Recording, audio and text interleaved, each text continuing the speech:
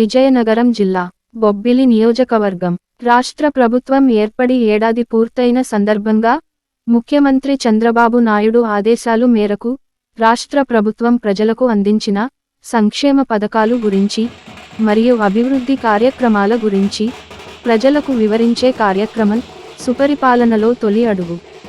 బొబ్బిలి 17వ వార్డులో MLA baby నాయన ఆదేశానుసారం వార్డు కౌన్సిలర్ కింతలి శ్రీదేవి, కింతలి బంగార్రాజు ఆధ్వర్యంలో శ్వేతాచలపతి స్కూల్ జంక్షన్ వద్ద నుంచి ప్రారంభించారు.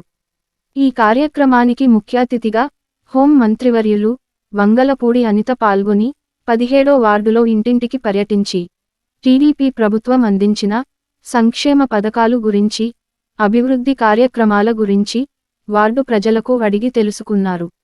ఈ కార్యక్రమంలో టీడీపీ నాయకులు, కార్యకర్తలు, అభిమానులు పెద్ద ఎత్తున పాల్గొన్నారు.